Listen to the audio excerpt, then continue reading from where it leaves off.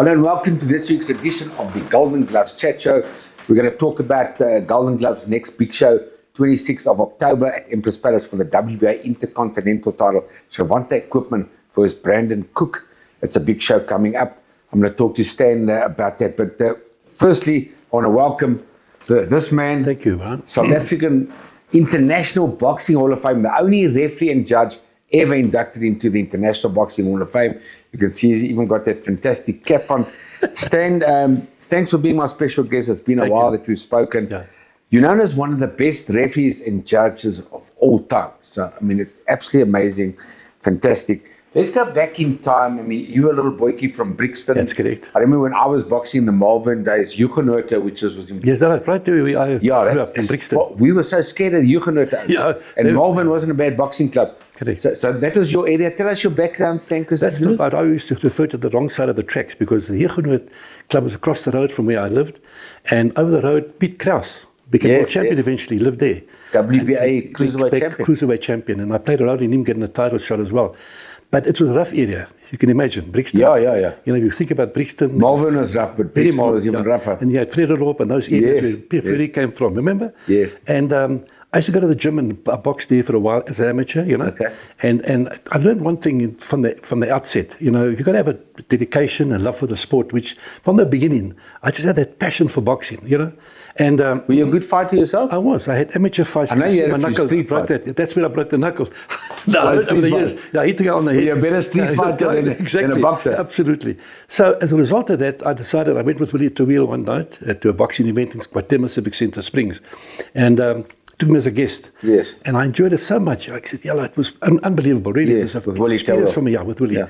The following night, there was a show at Guatemala, at Standerton.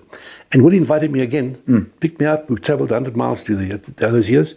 It was a nursery development type of show. And the other guys didn't pitch up. I arrived there with Willie and a guy called Danny Schultz. The only three officials. The chairman of George and Davis and the timekeeper was there, and the secretary of the board. So they had a problem because they had no other officials. And George spoke to me, he said, I saw you at the boxing last night. I said, I loved the sport, I loved it, I enjoyed it immensely. Joe Axkilengidi, welterweight and middleweight champion of the South Africa at the time, black champion in those years, fought a guy called Carlton, a fight in Fiat Monocotlo. What a great fight. I mean, I was really in the hall, was packed to capacity. So he said, we need a judge, and you talk, I saw you there, you were keen. Can you help us judge the fights? I said, well, what do I do? I have and what year was that? That was 19, I'll tell you now, 63. 63. 63. 63. Exactly, wow. Because you look it up. So that's like 60 years ago, 61 years ago. And as a result of that, gave me a scorecard, gave me a brief talk. We're talking now, what to look for and this and that. I said, I've got all techies and pennies I spent on books. I've got a hell of a collection. And I have an idea, you know. So I said, okay, give you a scorecard. And Willie and Danny would alternate as referees. Yes. So it was myself, all nine fights. And George, the chairman of the board, and then Willie and one of the two were in the ring or scoring. There had three judges, right? And the 9 fights, that went the distance. I was on the right side all the time. I got them all right. Yeah. So I used to joke. I said, either I got them all right or we were all wrong. Yeah. So you knew what you were doing already then. I picked it up. That's in the, you say 64? I swear to God, 63. 63. Judge, that's mad. And I wasn't licensed yet. It was I went to you weren't licensed. I'm going to talk to you about when you're licensed. It was illegal those years. Today I wouldn't allow that guy coming off the street judging, you know what I mean? Yeah. And they were in desperate stakes, and it was great. And I said, okay, Monday morning I was at the board offices in town those years. And I had a gazette those years, English and Afrikaans. I bought 10 and I cut it out and I made a little booklet and I studied that like off by heart. Yeah. And like the rules and regulations are important. You can't in the ring make a stop. Let me check the rules. You've got to snap decisions. And I made it a rule to understand the rules backwards, sideways, A to Z, okay? It was number one. Number two, having a passion for the game helped me a lot, okay? So that's the beginning. And then the following year I did the examinations. I passed as a referee and a judge. And I never missed a tournament, right? I went to every show, black and white. And what year did you start running? What is it called those years? South African National Boxing Control Board. 1970. That's when you started running it. Yeah, what happened, they got rid of the secretary that time, Captain Fajeda, and he had bruised knuckles, from helping himself to things. And I had passion for the game. I was selling insurance, very successful.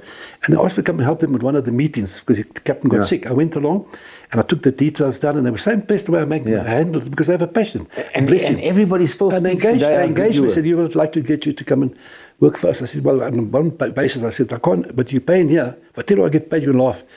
They paid, I got the letter till today. It was 300 Rand those years. Yeah. But I said, as long as I can sell my insurance. To run boxing South Africa? That year when I started as secretary then, before that. So what was, I ran it like a year afterwards. So what I did was, I said, I can operate, but at lunchtime they do my insurance. You've got free hand. You can sell your insurance. So I kept the insurance game. But you can't serve two masters, Brian. Yeah. You can't serve but two masters. But you obviously weren't being paid a lot of money at 300 Rand. But I was making good money with insurance. I was doing very well, Sure. To be honest, I was doing very well. And mainly at those years, I'd see people at night. Yeah. So I did the interview, make appointments, go see them at night. So that's like 1970 now. That's 70. So I'm just going fast forward. Then I took over. But going back to the refereeing, and I'll tell you the nice break I got. So then, going to all the tournaments, the thousands of bouts in the township, you learn, I mean, I can tell you, the Bantu Men's Social Centre, BMSC, the end of Illustrious Extension, there was a whole place just opposite Grosvenor Motors at that time, and they had Friday night boxing there, great shows. And I learned a lot, going to all the fights and learning and refereeing. Amazing experience I've encountered over the years, judging all those fights. And eventually, I saw it in your book. I mean, your story is absolutely amazing. Fast forward then. Between these fights, but the best break I got was 1964 when I started, and then there was a riot at Orlando Stadium. It's in the book as well. And we had to get out there fast, because there was a riot. The guy weren't happy with it. I was one of the judges. Gax Kilangiri fought Kangaroo Mohutu. Okay. A guy from Alexander, a big gangster following. And at the end of the fight, Kilangiri retained the title. Can't what happened? They hurled stones, but it wasn't stuck to the floor. We threw it to the ringside. I made a duck. If I was Olympics, those I would on the hood. That would be the hurdles jump. I jumped over the chest and ducked. Fastest Greek in the world, huh? Absolutely. Clean pair of heels, gone. Anyway, what happened after that, they suspended boxing for 3 months in the Transvaal, in the Gauteng to that. So then they called a meeting, they got the thing settled, and they got first fight back. I said, I'll go back. Very few went to Orlando Stadium again, and I judged fights there. And that was the break because white officials were controlled. There were no black officials. Wouldn't go. They were scared. So I was lucky. I got all the breaks of refereeing, judging, all over the place. Yes. And that's why I did my degree, university degree. Your degree, my passion for boxing never wavered. I remember one night you fought and lost to Tensi Shoes Marake, remember? Yes. At Standerton. We left that night after the fight, Guatemala, and drove all the way to Petersburg. We got there like 3 in the morning for another show. I promise you. Yeah, I remember you did lots of more fights as a referee. Yes, I did. So and I identified his first fight. I remember when that against Marake. I said, this guy's very probably. He won the title in, was it what the place called near Clark? You won when you Orkney. Orkney. Harry Oppenheimer Stadium. Yeah. Good.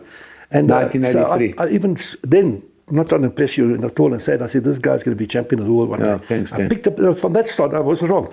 You can identify a fellow who's got talent, commitment, and the dedication, my brother, was so clear from the start, really.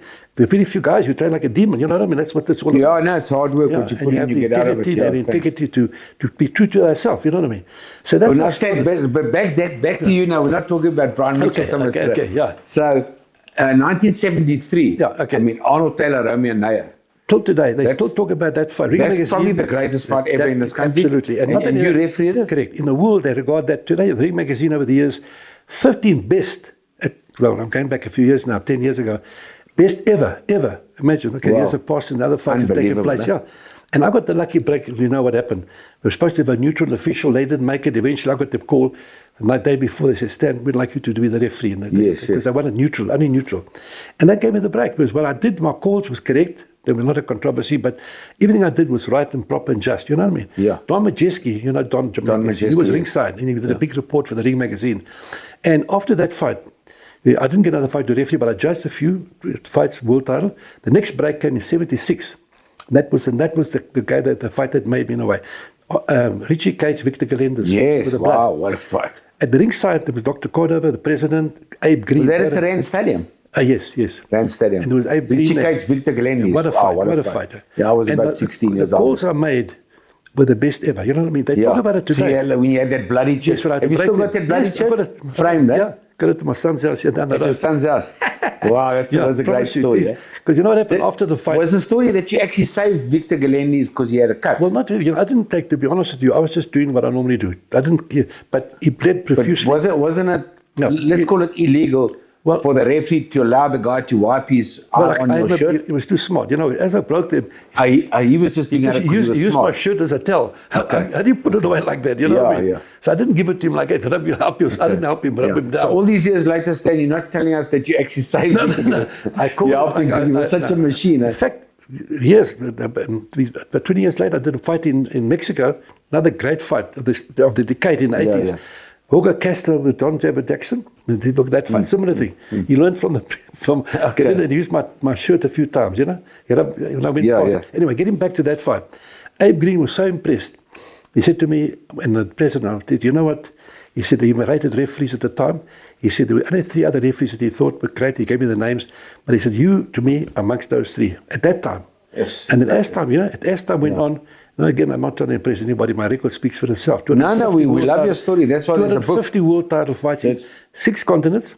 And the WBA had a good leadership in those years. You know, they were people that knew boxing in a lot of ways. And the president identified the best for the best. He wouldn't just put anybody in. So when did you actually realize that you were now a famous referee and judge? After that fight, I was getting opportunities all of a sudden. They promised me, he said, well, the first chance I'm going to give you a title fight abroad. Yeah. The first one came out 3 months later. I went to Spain. Then you became a famous international referee. The first one it was a split decision. I had the right winner, 15-rounder, scoring referee, okay?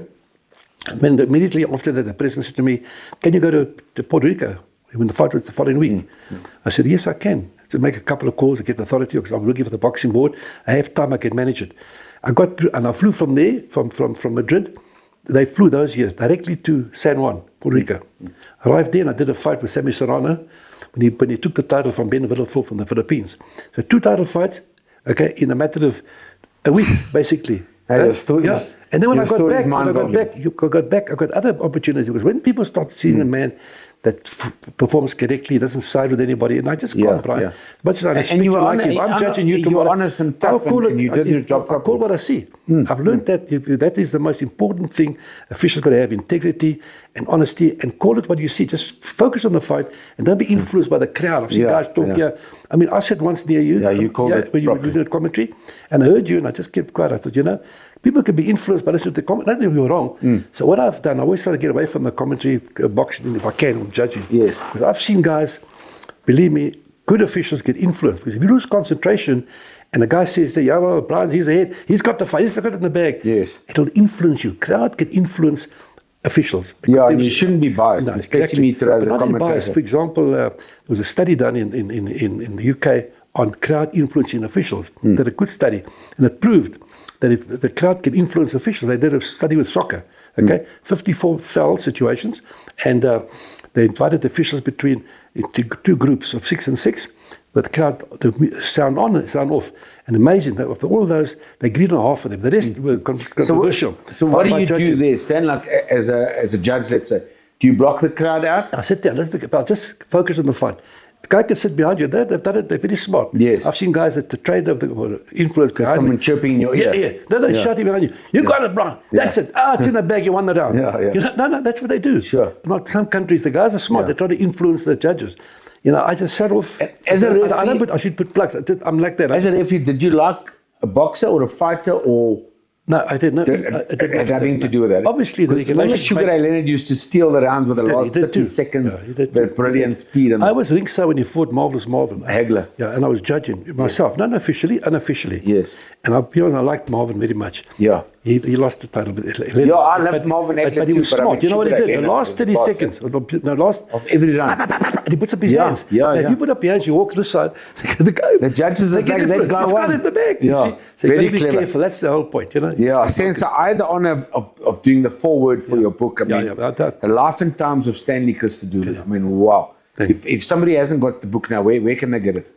Well, I got, funny enough, if they can contact you through, I can do a special deal for them. I got a little boxing glove. Okay, they can contact us through our website. That's it. I'll give them, I'll autograph it, and they can get a glove too. And you'll autograph. Fantastic. Well, there you hear it, viewers. The great Stan Christodoulou. I mean, the book does not get better than that. A boxing historian rated that, and he's got like 1,300 boxing books. best book he's read in his life. Fantastic, Ron Jackson. Yeah, nice one. Okay, great, man. Yeah. Stan, is there any famous fighter, referee, judge, promoter, boxing person that you haven't met? That you would say, you've met them all. You've met him, Don King. You go down the line. Everybody Every country, Japan. I mean, you've judged and refereed Usyk and Usyk's fights. Yeah, and I did one, especially in Japan. Did like 34 world title fights in Japan. Had more, but for 10 years at one time I was suspended. Well, it put me on the. So there's nobody that you would like to have. Did you ever meet Sugar Ray Robinson? No, but my boy was my favorite, eh? Yeah, my favorite. No, I did, of course. What am I talking about? Did you meet him? Yes, I've been with Jake LaMotte. I've got a photograph in the book. Okay. The two at Las Vegas. Yeah, so you've even met Flip and Sugar Ray Robinson. And a photograph, my late brother and myself, with the two of them. Yeah. Pound for pound, the best for me. Yeah, I also love Sugar. Pound the best. Yeah, if people talk to me, I mean, you and I obviously been in boxing for over 100 years.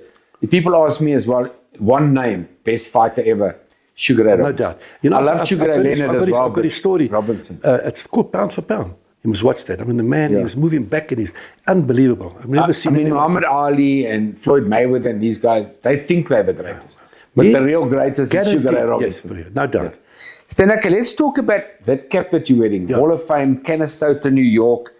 June 2004, you get the call, you being inducted, Stanley Christodoulou, the only South African judge and referee ever. And you going to the Hall of Fame now, where the great Sugar Ray Robinson and all the greats are. What was that feeling like? Unbelievable. And you know, at the time, I actually pinched myself to realize what was happening. Yeah. And I was very honored because I was the first outsider, the 3 Americans before me, 4. And I was the 5th official to be inducted. It's a big privilege and honor. And to get there, to meet all these greats of, you know, it was something that's like a dream, put it that way. Yes. You know, when you were inducted, I came at you, remember? Yes, of course. And you know the people that come to the event, but it was really a big honor and a privilege, you know. And I still mention that, and you can see I've got the cap on. Yes, I haven't got the ring today, I wear the ring, I'm scared. Yeah, I should have worn my ring too. So you and I are the only 2 South Africans in the International Boxing Hall of Fame, which is a great honor. You know what Marvin Hagler said to me there, Stan, which I love, and I'll take to my dying bed. He said to me, listen, Mitchell, doesn't matter if you won WBA, WBC, WBO, IBF, whatever's around, IBO. When you get inducted into International Boxing Hall of Fame, and you get that ring, you know you've made it in boxing. Because you know why? It's the only acclaimed Hall of Fame throughout the world. The others have got one in Florida, there's one in New York. It's like we can have one here in South Africa. But the International Boxing Hall of Fame is the main. It's proper. That's the real one. Now, well done, Stan. So you were inducted in 2004. Thanks. I was in 2009, so you got there 5 years before me. Yeah, but I think Rodney deserves it as a promoter. Put his name Rodney Berman, definitely. And Vianney Bungu, you know. Vianney Bungu. So I've put the names up, and it can come, you know what I mean? Vianney Bungu, I would say. When you get on the list, which they put you on the list, they vote every year, and they go back. Without a doubt, Rodney Berman is a promoter, and Vianney Bungu is a fighter. Stan, I remember it like yesterday, May 1986. You were the ref for Wilfredo Gomez versus Alfredo Lane in Puerto Rico. And you came back and Lane knocked out Gomez, which he wasn't supposed to do. The great Gomez was 42 fights, 40 knockouts or something. One of the legends of all time in our division. Lane knocks him out. I'm rated number 2 or 3 in the world. You came back all excitedly and said, Mitchell can beat that man. And you made the fight happen with Saul Kersner. That's right. How did that all come about? Well, it came about, you know, being in the ring with a legend. He's a legend, he's Wilfredo Gomez. Wilfredo Gomez, yeah. And the fights, and I saw him the first time in 1976 when I did Serrano against Villaflor, when I told you about it. I went Puerto Rico, and there were 3 events before the time.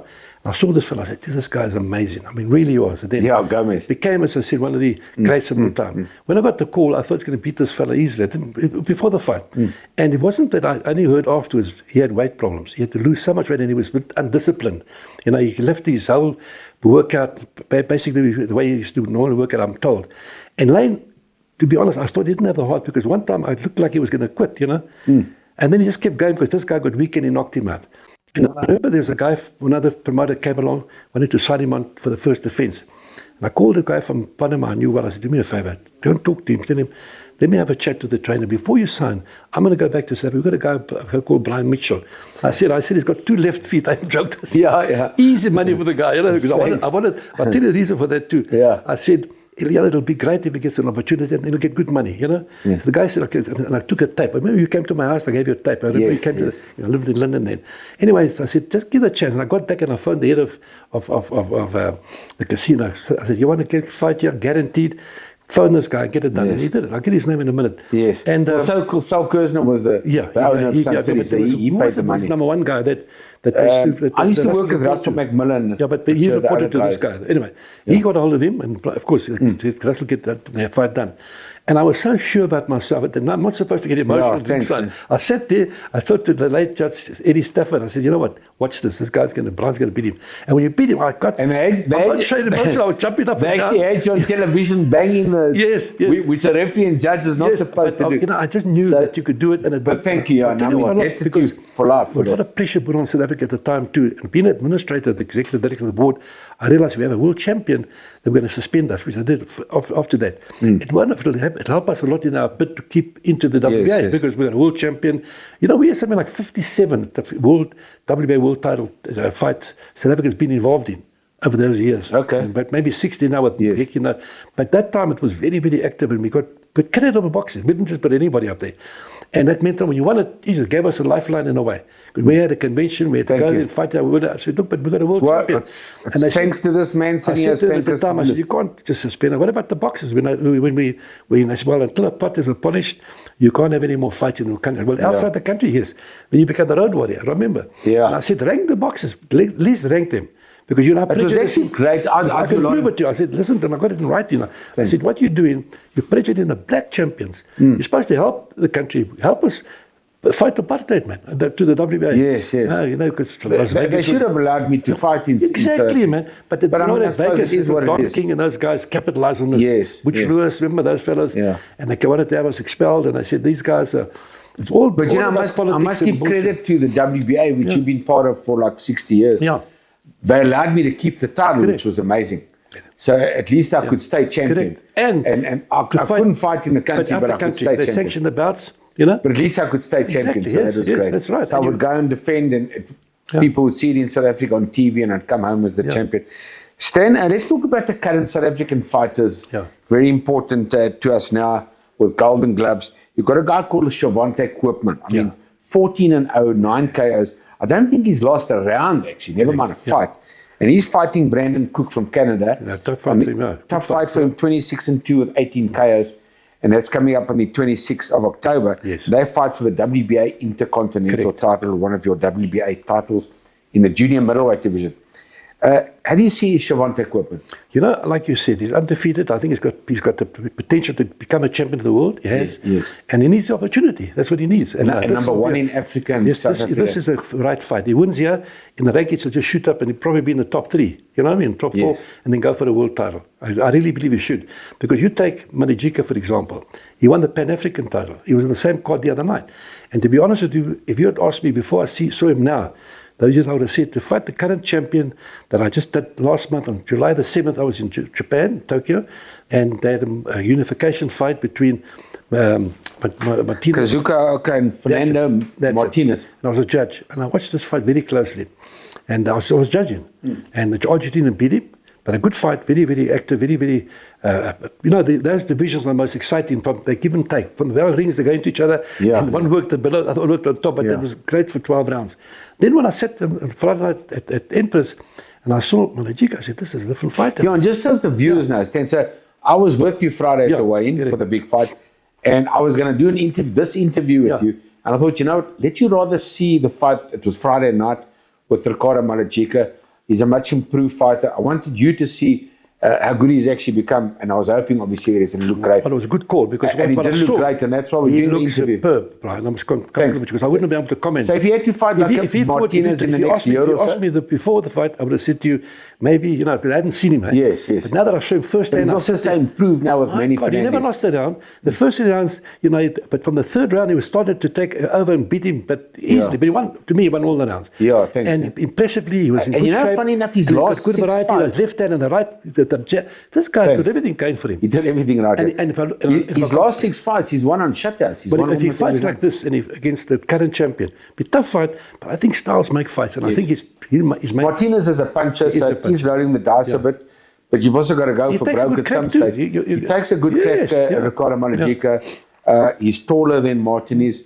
So he probably have a shot in the next year or two. Yeah, definitely. 100%. I think we should actually push for that because he's at the right time now. Maybe 1 or 2 more fights and go for the So title. hopefully our Golden Gloves promoter can take Ricardo Malajica towards do that it. He can do it. WBA and IBF world title. Thanks, Dan. Yeah, so it's a brilliant show. Chris Thompson as well is also now on the verge. He's in the Bridgerweight division. You saw him also on Friday night on the undercard of Malajica in a brilliant performance. Also won every round. Correct. He beat number 11 in the world. Yeah. I've sent a letter. In fact, Rodney asked him to send a letter himself as a promoter. I've also asked him to please rank him up in the top 10, and take it from there because in that division, he can do something very positive. Yes, he really can. Because it actually suits him, that division. He's not a big heavyweight, and he's a big cruiserweight. Correct, that's it. That's the right way. Yeah, he walks about 105 kilos or something, and to get to 101 is very easy. No, 100%. Yeah. So I agree with that. But the heavyweight, he's too small for the heavyweight. Yes. You know what I mean? It's like Kevin when he fought that one fight that he lost. Remember recently, the one New Zealand beat him. Yes. On record, on paper, it was more the weight, I think, as well. When he lost that fight in, I forget where it was. He lost on points. In Saudi Arabia. Yes, he lost in Saudi Arabia. Okay, but it was heavyweight. And then he lost to Dubai in the heavyweight division before that. Yes. Yeah, also a bit small for the heavyweight division. And Dubai, he threw away a golden opportunity there. Yes, He hurt him and he stood back and looked at the damage. So Chris Thompson could possibly make waves. I think he could. In the Bridgerweight No doubt division. about it. Yeah. We're hoping for that with the Golden Gloves. So he'll also be fighting in the Golden Glove show in November. We spoke about Malajica. Thank you. So Brandon Tyser, Dean and Tyler Plumlee, the brother and sister, and Jean Alberts, our heavyweight, will be fighting on the 26th. I like the brother-sister combination. Yeah, well, that's what I want to ask you about as well. She's too pretty to box. In your knowledge, because in my knowledge, has there ever been a brother and sister fight on the same bill? Not to my knowledge, no. Not to your knowledge even. Definitely not. Because I know in South Africa it's never happened. Yeah. Lots of sisters or brothers obviously have fought. Correct. But a brother and sister on the same bill. Yeah. Okay. It's unique, yeah. Okay, so that's unique for 26th of October as well. Be good. Yeah, that's Dean and Tyler Plumlee will be fighting on the bill. And of course, our heavyweight, John Alberts, will be having his second fight. So 26th of October, the next Golden Glove show. Shavante Koopman, of course, against Brandon Cook for that WBA Intercontinental title. Stanley Christodoulou, what a fantastic guest. I really appreciate that. We can talk for hours and days about your career. Correct. No, your career too, Brian. You've really been wonderful. Thank you, Stan. It's a privilege for me and honor to have this interview with you, really. Thank you, man. I think you and I have done a lot in boxing. A lot of champions. Bobby Chairs is one. We became a good commentator. You read the fight correctly. Thank you. Viewers are privileged to watch, listen to you talk. Really, it's a pleasure. I'm glad. Pamela, what's his name? Your co-announcer gives you the chance, Brian. And you take he's a great guy. Yeah, he's good. He's very smart and very articulate, and he lets you give the part that counts. So if watching the fight and you give the commentary, I feel relaxed. I'm going to get a good. And that's what's up. Thanks, Dan. I'm going to give you last compliment. We gave each other lots of compliments. Thank you. I said to my wife in the car, she's with us here. I said, this is going to be my best interview ever. And I've done probably with James about 150 interviews for the Golden Gloves website. So thank you. Thank you. Pleasure. Great. Hopefully many people buy your book. Your story is wow. It's unbelievable. Thank you, ladies and gentlemen, from me, Brian Mitchell.